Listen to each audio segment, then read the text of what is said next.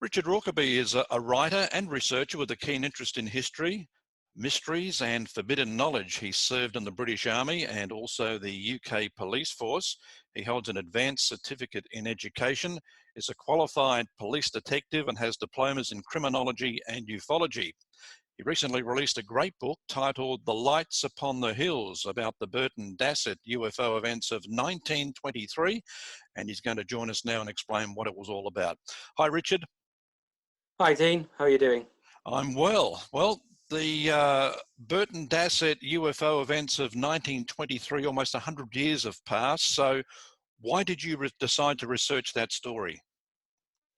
Well, I moved up to the Midlands in England from London quite a while ago now, about 2002, and I decided to look into the history of Warwickshire, where my wife was from. So we moved out of London to live in Warwickshire, and I picked up a number of history books. I've always had a keen interest in history, and one of the books I picked up was called The Ghosts of Warwickshire, and I've got to be honest, I'm not that interested in ghosts, but it had an interesting cover, and I had a quick flick through, and I thought, well, this will be a way of combining history with some of the sort of local folklore, and it was researched by a lady called Betty Smith, who's a bit of a sort of legend in Warwickshire, about a collection of stories and folklore, and she did an absolutely brilliant job with researching all these stories. And in amongst the stories around sort of ghostly monks and grey ladies, there was one story that really sort of grabbed my attention, which talked about lights being seen by a number of people on the Burton Dassett Hills. And the way she described these lights, which were passed on, I suppose, stories that were passed on through the locals, was that they were moving at speed. They were moving in sort of strange ways. They were described as illuminating a whole house, so much you could read by. They were seen to fly around the sort of local church, which is All Saints Church. And they were seen by probably many hundreds of people, actually. But she managed to collect the stories of around 4 or 5 people. And I've always had an interest in UFOs. It started off as a child.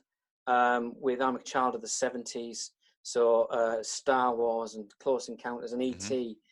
Before we had videos and DVDs, going to the cinema was still a big event, and they really captured my imagination. And then, like we do, we go to work and we have our families, and then the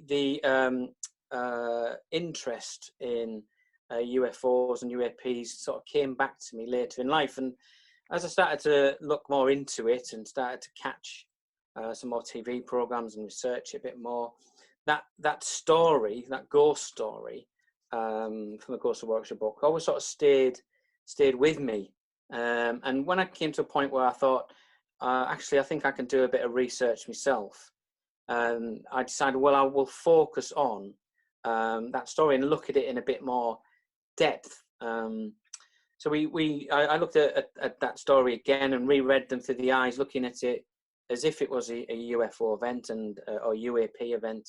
And certainly there were signatures there of how the balls of light that were described as, so different colours, but blue, white, red, how they were, the sort of properties they were displaying had more to do with UFOs or UAPs than with ghosts. Right. And as I said earlier on, sort of maybe 100 people had seen these events. And at the time, spiritualism, just after the First World War, spiritualism was really big, and people were desperate to find some way of contacting their sons and daughters that had died. And so it was a relatively regular occurrence that if lights were reported on hills, then people would go up and try and have a look at them as a way of sort of confirming to themselves that these sort of spirits exist. So I took the stories from Betty Smith's book, and then I did a bit further research. And although a lot of hers was from folklore, the source material, if you like, came from the Banbury Gazette, which is a local newspaper. Banbury is just outside Oxford. and they ran a number of stories on the 15th of February 1923, and again on the, I think it's the 21st of February 1923, where they'd gone out and spoke to the locals and asked them what they'd seen. And then from that, we managed to get a few more accounts. And these were, some of them were really, credible witnesses. So there was a witness that was a railway signalman, so a really responsible job in a signal box, which is absolutely designed to give you full visibility and a trusted position. And he described how he saw a white orb float down to him from the hills, stay in front of him for a bit, and then float off again. And he was so amazed by this, he actually phoned the local police. And then 1923, the police are quite scarce and spread out. But there was a report that the local sergeant was so convinced by what he'd been told, he sent police officers out there to have a chat with him. So there were these sort of people, and there was reports of a local maid that had seen the lights frequently, she says, going up and down the hills. So the more I looked into it, and then I visited the area myself, and there was a number of other anomalies with the area. So if I can just describe the area, Warwickshire is... I was going to say, I did some research too, and Warwickshire came up as a hotbed for strange events. It's very deep in history, Dean, Warwickshire. So Warwickshire has been around for a long time, a county market town in itself. But before that, it was part of Mercia. So if we look at the sort of Saxon times, it was part of the Mercian kingdom. And then prior to that, it was sort of a real old age Britain type. So we're not too far away from Wales, where we are. So we had all those the Celts influence. So yeah, it's a real place full of history and depth. And within that, there is a number of strange events and areas and places. So if you go back to the Ghost of Warwickshire book, there is a lot of stories in there. A place like Warwick Castle is a place with sort of numerous ghosts, and then we have Kenilworth Castle as well, that's supposed to have ghosts, and the history that goes along with these two castles is immense. They've been fought and battled over for hundreds of years, and they're still standing in most respects. So yeah, Warwickshire's a very interesting place, but predominantly it's undulating as opposed to hilly. It's relatively flat with a few hills in it, but the Burton Dassett hills do stand out. So if you were to head west through Warwickshire, you can't help but see the Burton Dassett hills, and they're quite a contained area, I suppose, as well. But they do rise up the sort of 5 prominent hills, with 3 that are west facing, that are in a sort of fairly distinct sort of pattern. And then after Burton Dassett hills, you're then going to the Malverns, which is some distance away, and then after that you're into Wales, sort of thing. So the hills are quite prominent for the area where we are. So they have attracted sort of numerous stories over the years.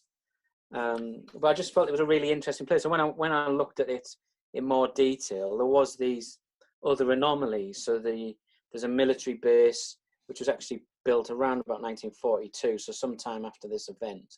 But and it was built on an old Templar sort of village. That we've got a beautiful church there, which is called the Cathedral of the Cotswolds. And I noticed there was some strange carvings and pictures within the church. And you've got an old Iron Age village which was there and had been abandoned for reasons sort of unknown as well. So yeah, it was a really interesting, strange place, and it seemed to, for whatever reason, and I've got a couple of ideas behind it, attract these lights in 1923. Well, the orbs themselves, so we're talking about balls of light. Did anyone experience seeing like physical craft No, it doesn't. It doesn't seem to be. There's one account where someone described as a person being in the ball of light. So there is one account of that, but it seems to really represent, as you say, sort of balls of light, different coloured, changing lights changing colours. But then their movement is quite unusual. And so one witness described, which was captured by the newspaper, described the ball of light going. Well, what he says is he felt it go over them.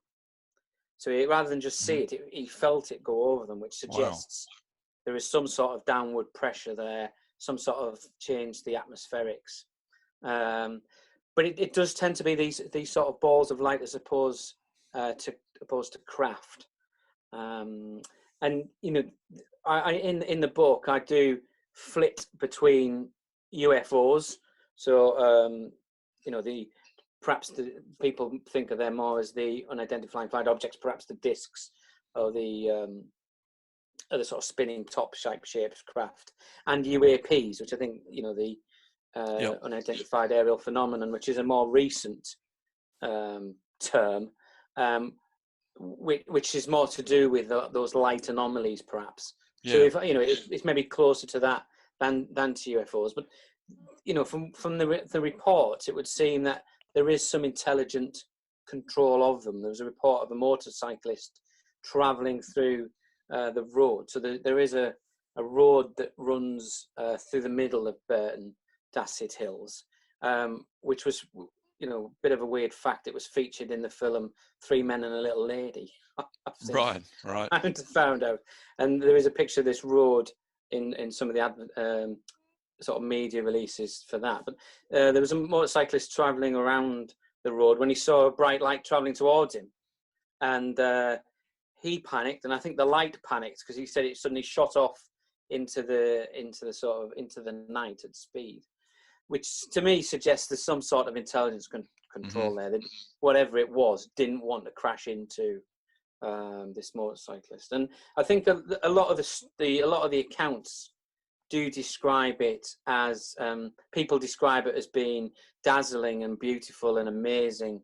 You know, it's overwhelmingly the sense you get is of a positive encounter. These aren't lights that are terrifying anybody. Right. And I think that this positive side of whatever there were, you know, comes across in the accounts. Because back then, I mean, the term UFO and I guess flying saucer, which didn't really come into vogue until the late 40s. I mean, what were they calling them then? Oh, as you mentioned, ghosts, but yeah. So the locals put them down to ghosts, as you would expect, because of the spiritualism around at that time. And I say it wasn't unusual for reports of being lights on the hills and people going up or lights somewhere. If there was a ghost scene, that would be a Sunday afternoon out. You'd go out and see if you could see the lights. But what there were, I think there, you know, if you're looking at it through modern eyes, knowing what we know now, you know, they're not moving as you would say traditional ghosts were. So at the time, or yes, I would say at the time and later on, they've been the lights have been explained away by marsh gas and swamp gas, right? Which is, you know, as I allude to in the book, is a sort of it's a bit of a go-to. If you can't explain what it is, let's just badge it as swamp gas and move on. Yeah. And when you look at swamp gas, and again, in the book I talk about a scientific experiment which was done by the University of Leicester, where they tried to recreate it. It's really difficult to do, and you need hot, damp sort of conditions. And it's maybe no surprise to know that Warwickshire in February isn't that hot. Right. In fact, very often it's freezing. So to say it was swamp gas, I think they looked for a reason at the time and assigned it. The locals perhaps badged it as ghosts. The scientists and people who were looking at it would say, "Oh, it's swamp gas," and move on. But it's not sort of displaying them qualities. Did you talk to witnesses like currently that were related to people that you featured in the book? No, I mean, because of the age, the time gap, I made some inquiries with locals, and they were pretty reticent, to be honest. They're pretty. Some people had heard of it, but only vaguely. There was some really good work done by a gentleman who was part of the parish council for Fenny Compton, which is a village about 2 miles east of Burton Dassett, and he spoke about it, or did a bit of an update about it around about 2001. And he there was also a Times, so that the English paper, the Times, they did a bit of an article on it around the anniversary of it again. But no, I think all local people that were connected with the original sightings had moved away. So we do have a couple of names of people. There's a Henry White, and I think it's a Harry Cottrell, that were reported in the 1923 accounts of seeing this, but there's nobody really that's listed in that area that's, you know, that you would say is related to them. Yeah. Have you got a couple more examples of what people experienced? Yeah, so we've got the people who are seeing them out on the hills. There was people who are saying that they illuminated the lights. There was a chap, Henry White. He went up after seeing reports. He went up to the hills with his field glasses and two friends to try and see these lights, and reported them as seeing as blue and dazzling and moving around. And he's the chap that said he felt them go over it. Mr. Cottrell, he was a groom with a horse, and he had was leading his horse up to the sort of the manor house there when he saw these blue and white lights near a pond, which I think is where the marsh gas came from. But he reports that the horse was quite startled by it. So if you think of marsh gas, when it is created or is seen, it lasts a matter of seconds. And he was saying that this light was there and was enough to startle the horse. So again, horses tend not to be started by naturally occurring phenomena or facts. It tends to be something that's affecting the atmosphere, or is noisy, or is machine-like. So again, the account that he gave didn't really match with something that would be a ghost or swamp gas. Right. Have people in the modern day experienced the same lights? Has anyone reported them still being around? Yeah, so no, there hasn't really been, speaking to locals, and there's a park ranger service as well at Burton Dassett Hills, and I spoke to one of the park rangers there, and they've not really experienced anything that they would put down to that sort of phenomenon. So no, I mean, interestingly, when I was asking around and doing some inquiries in the area, I went to a pub, which always seems a good place to start, and sort of asked some of the locals, and was talking to one of the barmaids, and I said, "Oh, do you know any unusual stories about the hills?" And she said, "All I know is the Templars buried all their treasure there. That's all I know." Wow. And then and then left it like that.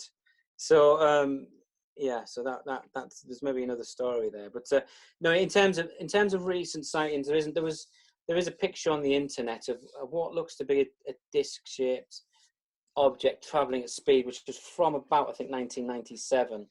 But there's not been that much sort of light activity since then.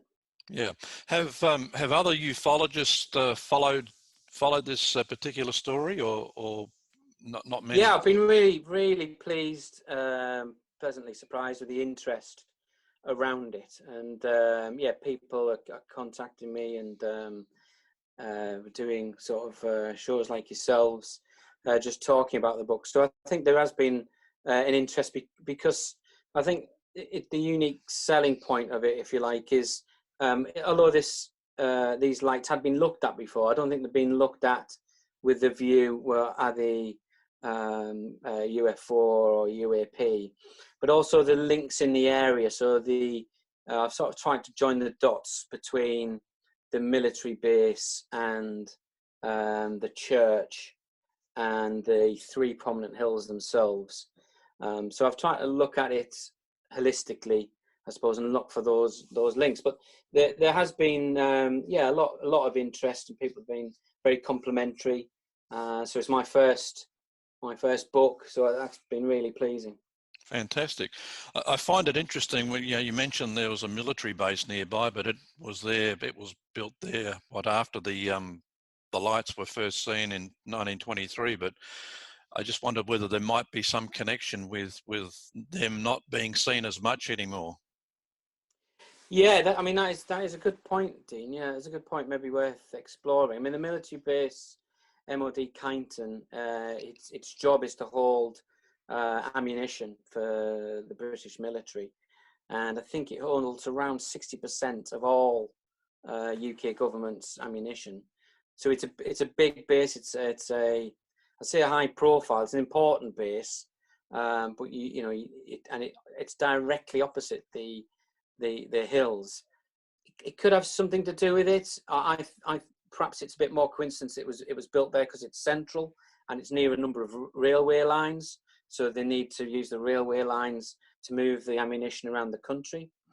But you'll know as well as I do, these links between UFOs and military bases, whether it's in the UK or America, or I'd imagine even Australia, it does seem to come up time and time again. And there's always some sort of denial. We did ask them to comment. They haven't commented at the moment, but yeah, it's a good point. It could be the reason why it stopped, but there's something, and it's purely a hunch. There's something that tells me, that 2023 100 years in February, that's going to be worth going back again. I think, and really studying the area, because 100 years is a blink of an eye, really, in cosmic terms, and it was something that dragged them there, pulled them there 100 years ago. Is that likely to return? It's certainly worth having a look and studying the area around that time. Yeah. So did you come up with a final verdict on what they may have been? Well, in the book, I go through the various hypotheses that have been put forward to the ghost and the swamp gas, etc. I think my view would be, I quite like the idea of these self-replicating drones that people are talking about now, which would be the way that other civilizations would explore space. Yeah. And to me, they are acting like something that is a recce party in military terms. They're doing some reconnaissance. They're looking around the area. So I think they're maybe some sort of AI or intelligent design type objects that have been sent to an area, and for whatever reason, and it might be something to do with the iron ore, it might be something to do with where the hills are set up, might be because it's the highest place in that particular area. They were drawn to that area. So in some ways it's conjecture, but if you roll out what else it could be, that seems to be the most the best solution. And what's interesting about the time that it was, there's no drones, there's no aircraft you can just pop around in, there's no remote control aircraft or anything like that.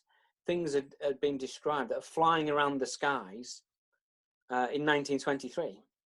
So a lot of the things that we see now that are given as reasons, such as aircraft and drones, etc., and things like that, just didn't exist then. Right. So when you look at the time where they were reported, it suggests some sort of advanced technology that wasn't available to us at that time. Yeah. Richard, you've got quite a bit of training under your belt as a police detective, as a criminologist, and you've also completed a course in ufology. And to me, that seems the perfect recipe to become an investigator. Did all that training help you in investigating this case? Yes, yes, of course it did. I think you know, the ability to look at links, the ability to, you know, speak to people on a one-to-one level, being a detective. A good 80% of it is communication skills and trying to get information out of people, and then researching through into the detail, trying to find, you know, thinking, where is that information likely to be? What's it going to tell me? Leading on to actions that you're then going to sort of follow up. So yes, I think it does help. Yeah, it does help. So you've got a keen interest in history. Is it all because of, is it all UFO related? About, you know, we talk about our human history, and there's a lot of things that don't add up. Is that where the interest comes? Yeah, I think so, and I think it's so that the mystery of these lights at Burton Dassett was intrinsically interesting to me. So it felt as though I needed to look into this in more detail and find out what had gone on. So and I think you've got to have that intrinsic interest. So I am interested in history and various sort of avenues of history and ancient civilizations and sort of UFOs as well. But I think the story's got to be of intrinsic interest to you. You've got to want to put that time and effort. I now know what it means to write a book, and Yep. it's not quick, No, and it takes time and patience. So and you've got to have an intrinsic interest in it, no matter what it is. You've got to think, this is something I'm prepared to put time and effort and shoe leather and the resources into. Yeah, it was almost a forgotten event. So, do you believe there are other significant UFO events that have happened in the past that need to be resurrected and people need to know about?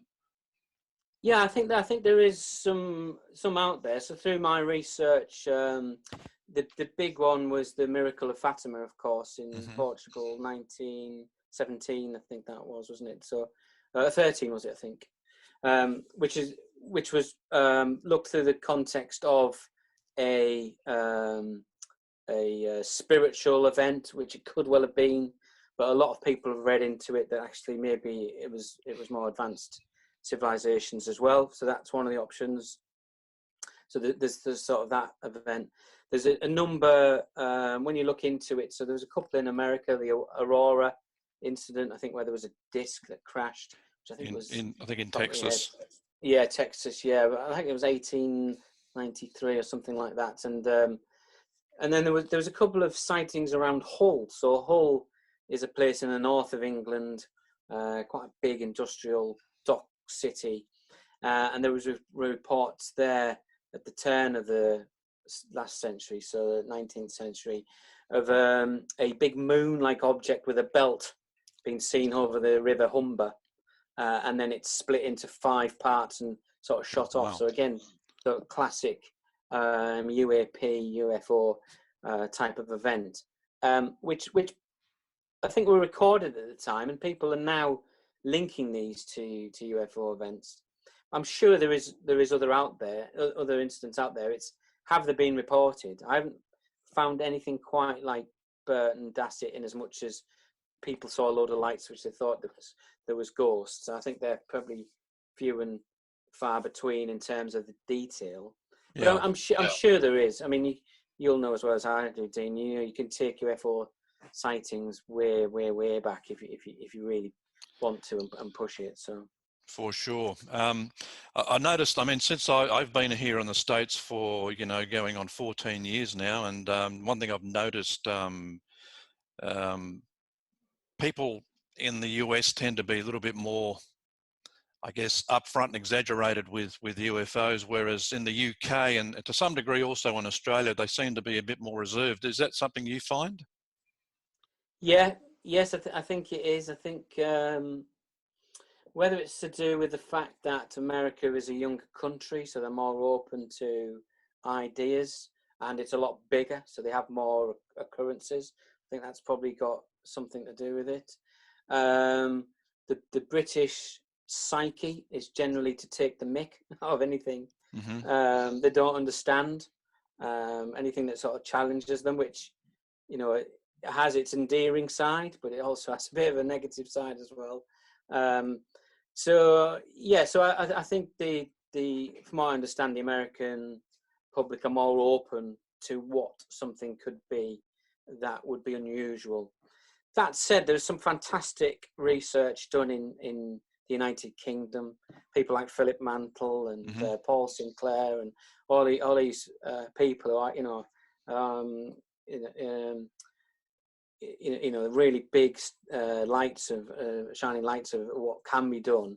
And I think things like that are helping to turn the tide. But I tend to think there's a lot of white noise around sort of UFO sightings, and it can get lost. And like everybody, we're after this sort of 5 to 3% of those sightings and experiences that just can't be explained away. Which I do think the sort of Burton Dassett Hills is one. Is when you look at it. Yeah, and I think the stigma attached with UFOs, I asked Philip Mantle this a couple of times, and he agrees. I mean, when he got started back in the 70s, and there was a real stigma, but it seems to have all but dissipated. Yes, I mean, it's certainly talked about more. I think there is still a bit of a stigma there, but I think people are coming round to the idea that challenging the norms, perhaps more than we would have done 10, 20 years ago, not just about UFOs, but about authority and, the pandemic that's going on now. People realise that, maybe the governments can't protect them from everything. And we've got to have new ways of thinking. And I think the UFO has moved more into the main UFO as a topic. I wouldn't say it's a science yet, but as a topic has moved more into the mainstream, which in the UK, which I think is a good thing. And there's some fantastic books out there now, and records, and the podcasts people like yourself do, which are absolutely great and help raising that profile, I think. Yep. Well, Richard, great to have you on the program today. Just before you go, have you got any thoughts on disclosure? I ask everyone this, and I just love the different array of answers that I get. So I really like Stephen Greer's work, and I was watching a few of his films, Acknowledged, and the Close Encounters of the Fifth Kind, I think is the other one, and I think his view and stuff is he said something really interesting, which is it could have been released already, and it's out there, and actually we don't know about it, or it's been released and people have turned it into a threat for their own means. So I think that's probably about right. We probably, if you look for information around UFOs and UAPs, it's out there. It doesn't take too much to find it, even amongst all the white noise, to say, do you know what, that can't be explained. These sightings by credible people are telling you this has happened to them. Why wouldn't you believe them? But I think there is something in this. Well, are people using it for their own agendas, using it for more power, influence, finance, whatever it happens to be? Do I think we're going to get, the president, whoever that may be, coming up, whichever one we end up with, saying, this has happened? I don't think we ever will, but I think the evidence is there if you look for it, without too much difficulty, to be honest. So one of the incidents which have always fascinated me was the Great Barrington in Maine incidents, where there was a series of what was described as abductions and lights seen over 3 or 4 days with multiple witnesses. You can't explain. These are people who didn't want this to happen to them. They're not in it for a quick buck. They're in it and talking about it because it's happened to them. So that evidence is definitely there. But to answer your question, Dean, I don't think we're ever going to get a full, frank admission that that we're being contacted by advanced civilizations. I can't see it in my lifetime. Yep. Is that a fairly standard answer, or do people? No, it's the different answers I get. It's quite amazing, and that's why I like to ask that question, because everyone everyone's got an opinion on it, and you know, even I have some sort of an opinion that, and I don't really think it'll happen until we're kind of more of a united race. Yeah, Because you know, I don't think that ET would be all that keen on identifying one particular country and saying, okay, you know, we're letting you know about this technology and kind of putting yeah, it on that, because that, I mean, I think they're so far advanced that I don't think that's what their purpose would be. I think their purpose is more a united one for us. yeah, and I agree, and I go back to Light Upon the Hill's book. Overwhelmingly, it was a positive experience for these people, and I do feel that the UFO agenda, or the beings behind it, the civilizations behind it, I personally feel aren't really that much of a threat. I feel as though they're perhaps more positive about the human race than some of the people, than the parts of the human race, if I'm honest. So Yep. yeah, so that's interesting. Yeah, I agree with that view. All right, so the book's available everywhere, including Amazon. Yes, yeah, it's available on Amazon and Flying Disc Press as well, which has lots of great books in there. Philip Mantle does a fantastic job as bringing these books into the public domain. So yeah. Okay, so that's the Lights on the Hill. Richard, thanks for your time. Great speaking with you. That's okay. Thanks, Dean. Anytime. Like to speak to you again soon. Richard Rokeby joining us.